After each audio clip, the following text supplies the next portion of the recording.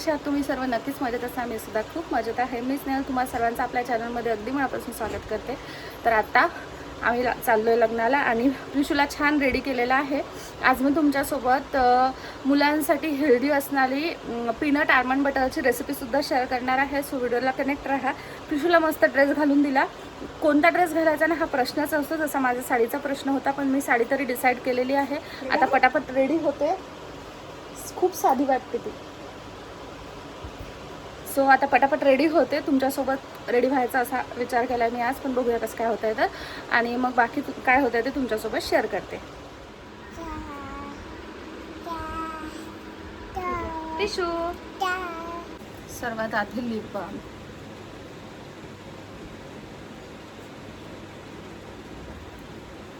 खूप घाई आहे आमच्या मागे, त्याच्यामुळे मी पटापट रेडी होते. मॉइश्चरायझर तर माझं पूर्ण संपलं आहे, तरीसुद्धा मॉइश्चरायझर अजिबात स्किप नाही करायचं म्हणून मी यूज करते डॉट अँड कीचं मॉइश्चरायझर. मी कोणते प्रोडक्ट यूज करते ना त्याची लिंक सर्व डिस्क्रिप्शन बॉक्समध्ये देईल, कारण आता माझ्याकडे बोलायला अजिबात वेळ नाही आहे.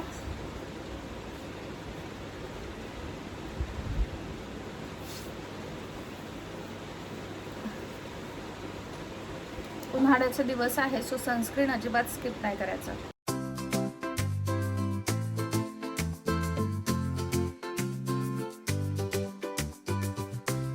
स्विस ब्युटीचं प्रायमर. काही रेडी व्हायचं म्हटलं ना की अर्धा जास्त गोष्टी सुटतात.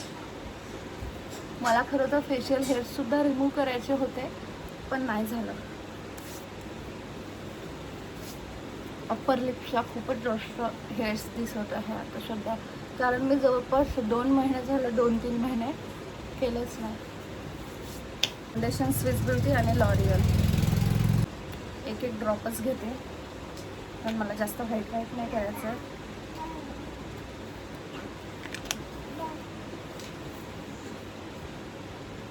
बघा, आणि मी जसं सांगितलं, मी ज्यांना माहिती आहे आधी काबुकी ब्रशनीच फाउंडेशन ब्लेंड करते.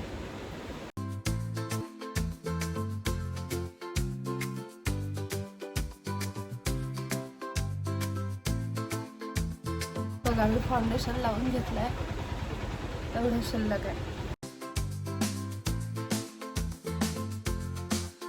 इनसाइडचं लूज पावडर हे मी जरा जास्तच लावते, कारण ऑइल कंट्रोल करतं. फोन वाजतो आईचा. सो झालंय माझं पावडर लावून. स्त्रियांचा गहन प्रश्नाच्या जागी स्त्रियांचा गहाण प्रश्न झाला ते. ब्लश स्विस ब्युटीचं एकदम थोडंसं. मला ब्लश खूप जास्त आवडते. डोळ्याला लावून घेते थोडंसं. तसा मी चष्माच घालते, कारण माझ्या डोळ्यांना डार्क सर्कल खूप जास्त दिसतो, पण तरी हा जो शिमर कलर आहे हायलायटर, हे मी थोडंसं. लिप क्रायॉन्स माझे नेहमीचे स्विस ब्युटीचे.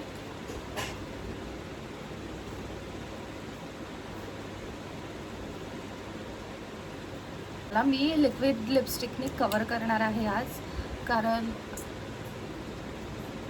हो इरा पण लावून पाहिजे. सो झालं आहे माझं. आता पटकन साडी घालून घेते. सो मी साडी घालून रेडी झाली आहे. आता पटकन प्रिशूसाठी डायपर आणते, कारण एवढ्यात आम्ही तिला डायपर फ्री टाईम देतो, त्याच्यामुळे काहीच डायपर नाही आहे. तर डायपर घेऊन येते. मला तरी माझा हा सिम्पल छानसा लुक खूप आवडला आहे. फक्त ना लिपस्टिक लावायची बाकी राहिलेली आहे, कारण की मला लिक्विड लिपस्टिकने कोट करायचं होतं, त्याच्यासाठी म्हणून ही लिपस्टिक. बाकी सर्व झालं आहे. साडी पहिल्यांदाही छान नेसण्यात आली आहे, मी तुम्हाला दाखवते.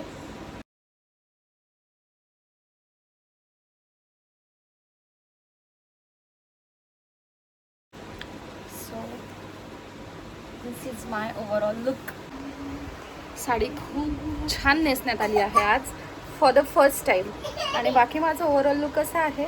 चला आता मी पटकन आम्ही जाऊन येतो तिकडे, आणि त्याच्यानंतर बाकी तुमच्यासोबत मग मी रेसिपी वगैरे सर्व पुढे शेअर करते. तू बसली आहे सर्व पोंगे खराब करत आहे ना सोना तू.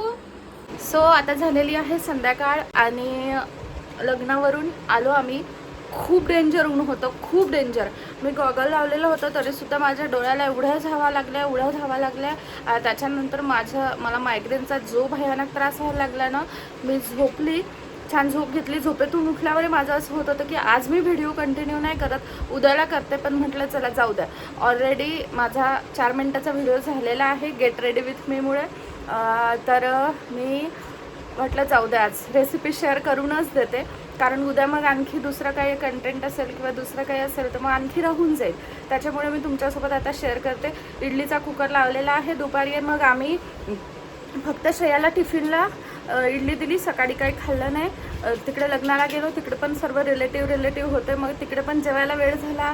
त्याच्यानंतर घरी यायला लेट झालं. थोडाच वेळ झोपली की संध्याकाळ झाली असं. आता प्रिशूचं मस्त दाखवलं मी तुम्हाला. नासाडी सुरू आहे. घेऊन तर पाहिजे प्रत्येक गोष्ट, पण खायची नाही असं. तर चला आता मी तुमच्यासोबत पीनट आल्मंड बटरची रेसिपी शेअर करते. खूप इझिएस्ट रेसिपी आहे, कोणीही ट्राय करू शकतं. सो चला आता व्यवस्थित रेसिपी शेअर करते. इडलीचं असं हे होतं की आम्हाला प्रॉपर समजलं नाही. एक सेपरेट ब्लॉग करून टाक.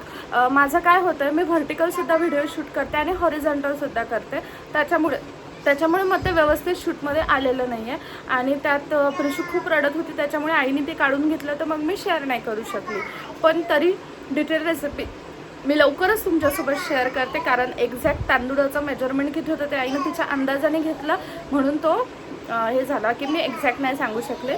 तुम्हाला नेक्स्ट टाईम मी लवकरच एक्झॅक्ट सांगते माझ्या पद्धतीने असं. सो चला आता पटकन मी रेसिपीची सुरुवात करते आणि तुमच्यासोबत सुद्धा रेसिपी शेअर करते. चला इथे ना इडलीचा कुकर लावलेला आहे आणि साईडला सांबारसुद्धा झालेला आहे. पण ना गॅसला हे माहिती नाही कशाचे डाग लागलेत, जे अजिबातच निघत नाही आहे आणि कोरडा झाल्यावर तर निघतच नाही. सो आधी मी हे क्लीन करून घेते आणि त्याच्यानंतर तुमच्यासोबत पुढे शेअर करते.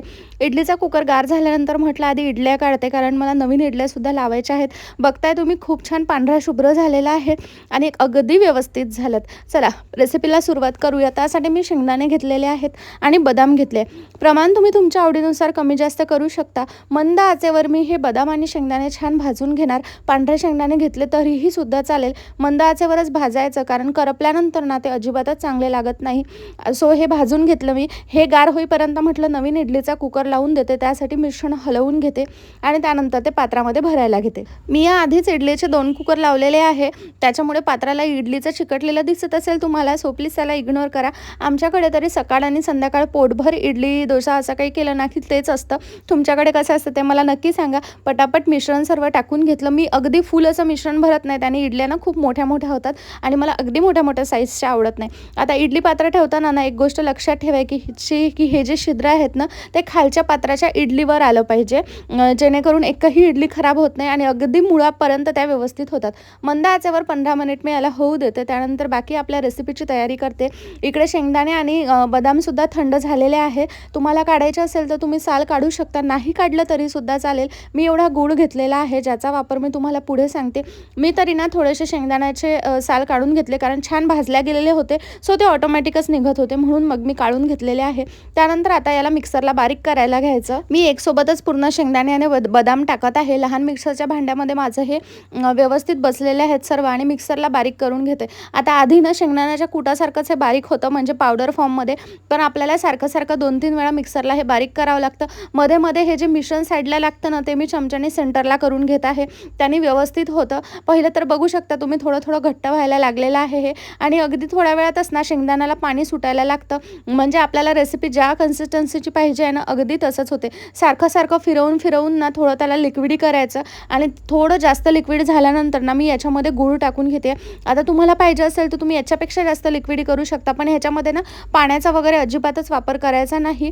अशाच कन्सिस्टन्सीचं हे पाहिजे आहे आणि अशा कन्सिस्टन्सीचं यासाठी ना मला 3-4 वेळा ते फिरवावं लागलं. आता तुम्ही बघू शकता व्यवस्थित हे थोडंसं असं लिक्विड झालेलं आहे. यावेळेस मी याच्यामध्ये गूळ टाकते आहे. आता लहान मुलासाठी करतोय ना, त्याच्यामुळे साखर शक्यतो अवॉइडच करायची. तुम्ही मधसुद्धा टाकू शकता आणि खजूरसुद्धा टाकू शकता. मी तरी गुळच टाकत आहे. बाकी तुमच्या इच्छेनुसार तुम्हाला आणखी काय टाकायचं असेल तर टाकू शकता, पण या रेसिपीमध्ये एवढंच असतं. 2 मोठे चम्मच मी तूप टाकलेलं आहे. शक्यतो तुपाचाच वापर करा तेलापेक्षा, कारण शेंगदाण्याला ऑलरेडी तेल असतं त्याच्यामुळे, म्हणून मग मी तूप टाकलेलं आहे 2 मोठे चमचे. आणि त्यानंतर एकदाच फिरवल्यानंतर ना बघू शकता तुम्ही हे किती स्मूथ झालेलं आहे. हे खूप लवकर सेट होतं. आपल्याला याच कन्सिस्टन्सीचं पाहिजे आहे. सो त्याला मी आता थंड करण्यासाठी एका प्लेटमध्ये काढून घेते, कारण मला प्रिशूला लगेचच खायला द्यायचं आहे. तिला आवडते की नाही बघायसाठी, आणि आईला सुद्धा टेस्ट करायला द्यायचं आहे. मी तरी करता करता खात नाही, मला ते अजिबात आवडत नाही, त्यासाठी म्हणून म्हटलं आईला टेस्ट करून देते, टेस्ट करायला देते गुळ वगैरे कसं झालेलं आहे. तर सो चला आता जिच्यासाठी केलं ना आधी तिलाच देते. ते स्टोल कार या मुलीने हे नवीनच खेळणं आणलं. कसं आहे? आहे तुला आवडलं? सो माझं इथे हे पीनट आल्मंड बटर रेडी आहे. खरंच खूप टेस्टी झालं आहे. सर्वांना टेस्ट आवडली. तुम्ही नक्कीच ट्राय करून बघा. आता इडल्यासुद्धा थंड झाला आहे, म्हणजे इडलीचा कुकर, सो तेही काढते. हे तुम्ही जास्त याच्यापेक्षा वॉटरी कन्सिस्टन्सीचं करू शकता, पण मला याच्यापेक्षा जास्त वॉटरी नको होतं, एवढंच ठीक आहे. कारण पोळीला लावून सुद्धा देता येते आणि तसंसुद्धा खायला खूप जास्त आवडते. ती मी तुम्हाला म्हणजे टेस्ट आवडली तिला, मी तुम्हाला दाखवलं. खरंच खूप जास्त टेस्टी झालं आहे. चला आता बाकी मी इडल्या काढून घेते आणि आमचं जेवणसुद्धा बाकी आहे. सो इथे ना मस्तपैकी इडल्या झालेल्या आहेत. थोडं गार होऊ देते, कारण गरम गरम काढायला ना चटके लागतात. तुम्ही बघू शकता किती छान झालेल्या आहेत इडल्या. मुळापर्यंत त्या झालेल्या आहेत, अगदी पांढऱ्या शुभ्र झालेल्या आहेत. आणि तुम्ही नक्की ना आमची ही रेसिपी ट्राय करून बघा. ऑलमोस्ट सर्वांची रेसिपी इडलीची वगैरे सारखीच असते, पण तरीसुद्धा नक्की ट्राय करून बघा.